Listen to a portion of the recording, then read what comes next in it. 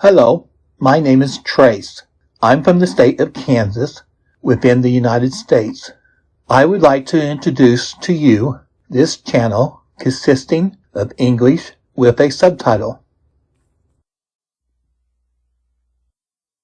Farmer Boy by Laura Elizabeth Ingalls Wilder.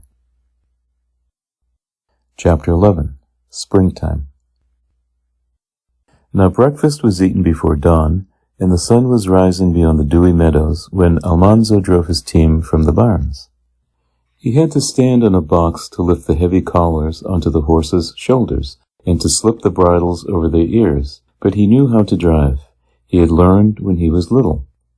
Father wouldn't let him touch the colts nor drive the spirited young horses, but now that he was old enough to work in the fields, he could drive the old and gentle work team, Bess and Beauty. They were wise, sober mares. When they were turned out to pasture, they did not whinny and gallop like colts. They looked about them, lay down, and rolled once or twice, and then fell to eating grass. When they were harnessed, they stepped sedately one behind the other over the sill of the barn door, sniffed the spring air, and waited patiently for the traces to be fastened. They were older than Almanzo, and he was going on 10. They knew how to plow without stepping on corn or making the furrows crooked. They knew how to harrow and to turn at the end of the field. Almanzo would have enjoyed driving them more if they hadn't known so much. He hitched them to the harrow. Last fall the fields had been plowed and covered with manure. Now the lumpy soil must be harrowed. Bess and Beauty stepped out willingly, not too fast, yet fast enough to harrow well. They liked to work in the springtime after the long winter of standing in their stalls. Back and forth across the field they pulled the harrow, while Almanzo walked behind it holding the reins. At the end of the row he turned the team around and set the harrow so that its teeth barely overlapped the strip already harrowed. Then he slapped the reins on the horses' rumps, shouted, "Get up!" and away they went again. All over the countryside other boys were harrowing too, turning up the moist earth to the sunshine. Far to the north, the St. Lawrence River was a silver streak at the edge of the sky. The woods were clouds of delicate green. Birds hopped twittering on the stone fences, and squirrels frisked. Almanzo walked whistling behind his team. When he harrowed the whole field across one way, then he harrowed it across the other way. The harrow's sharp teeth combed again and again through the earth, breaking up the lumps. All the soil must be made mellow and fine and smooth. By and by, Almanzo was too hungry to whistle. He grew hungrier and hungrier. It seemed that noon would never come. He wondered how many miles he'd walked. And still the sun seemed to stand still. The shadows seemed not to change at all. He was starving. At last the sun stood overhead. The shadows were quite gone. Almanzo harrowed another row and another. Then at last he heard the horns blowing far and near. Clear and joyful came the sound of Mother's big tin dinner horn. Bess and Beauty pricked up their ears and stepped more briskly. At the edge of the field toward the house they stopped. Almanzo unfastened the traces and looped them back, and leaving the harrow in the field, he climbed onto Beauty's broad back. He rode down to the pump house and let the horses drink. He put them in their stall, took off their bridles, and gave them their grain. A good horseman always takes care of his horses before he eats or rests, but Almanzo hurried.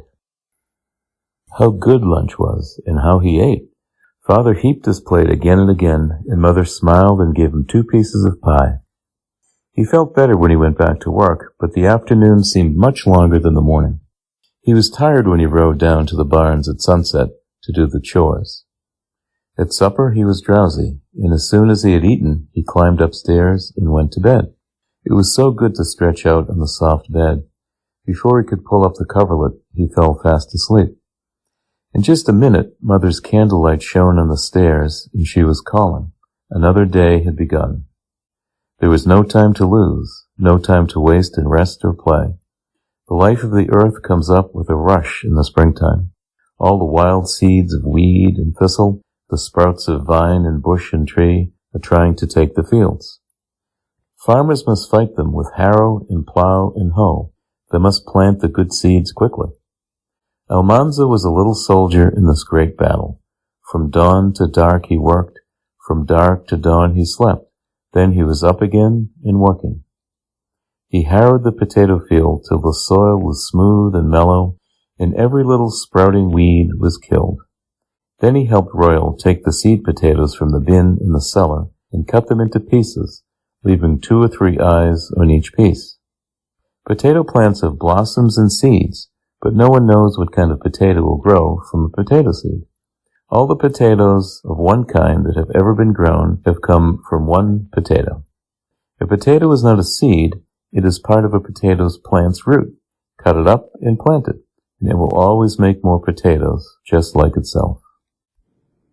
Every potato has several little dents in it that look like eyes. From these eyes, the little roots grow down into the soil, and little leaves push up toward the sun. They eat up the piece of potato while they are small, before they are strong enough to take their food from the earth in the air. Father was marking the field. The marker was a log with a row of wooden pegs driven into it, 3.5 feet apart. One horse drew the log crosswise behind him, and the pegs made little furrows.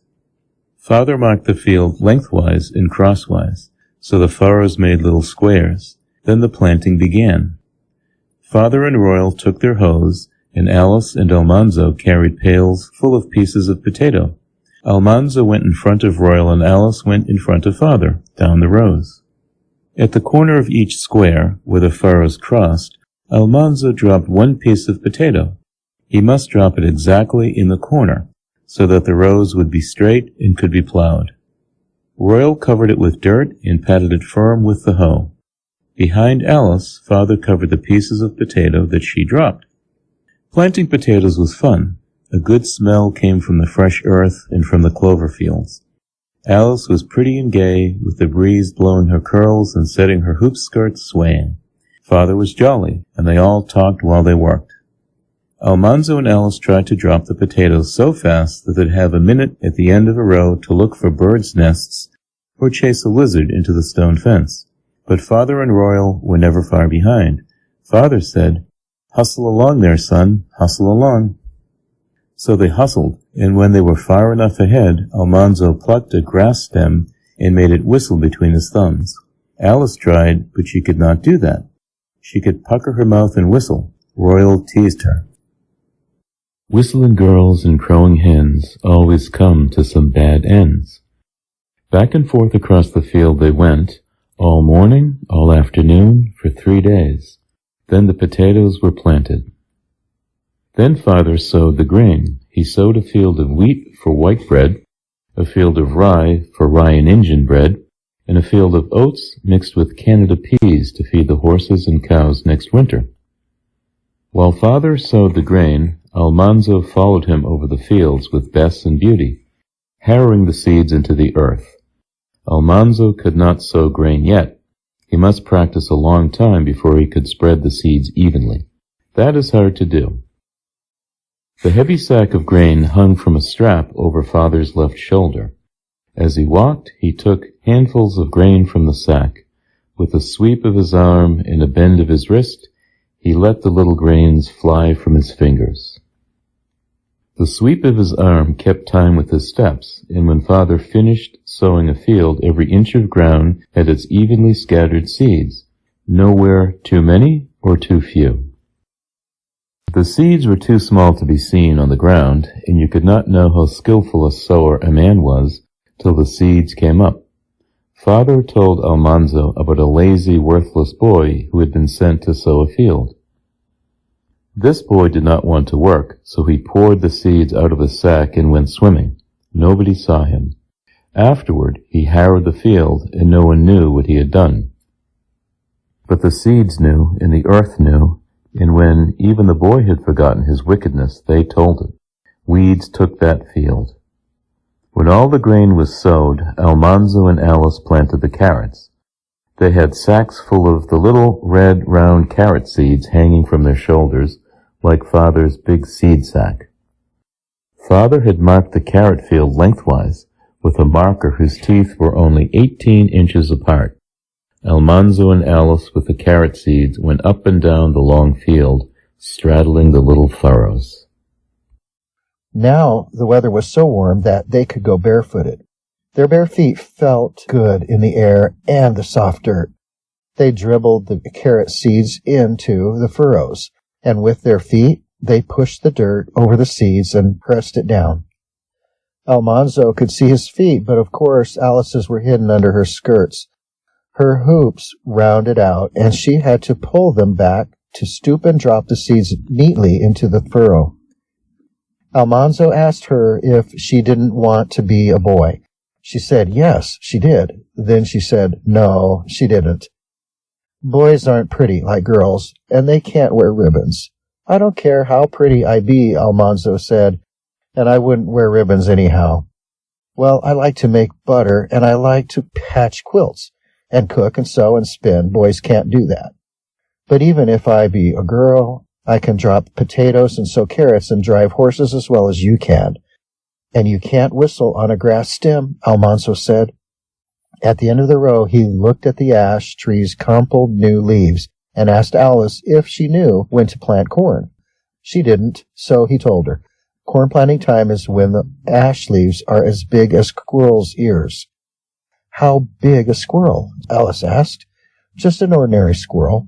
Well, those leaves are as big as a baby squirrel's ears, and it isn't corn planting time. For a minute, Almanzo didn't know what to think. Then he said, a baby squirrel isn't a squirrel, it's a kitten. But it's just as much a squirrel.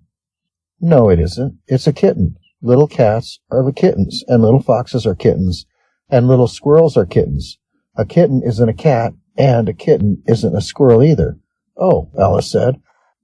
When the ash leaves were big enough, Almanzo helped to plant corn.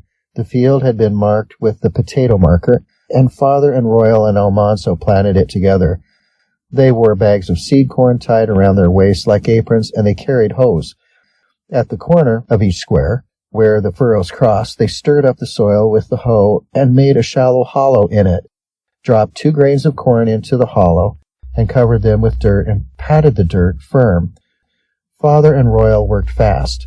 Their hands and their hoes made exactly the same movements every time.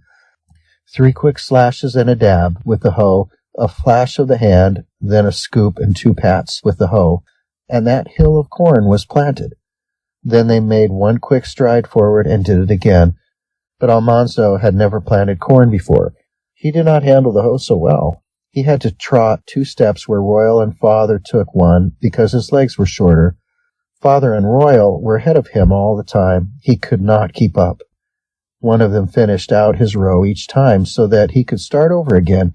He did not like that, but he knew he would plant corn as fast as anybody when his legs were longer.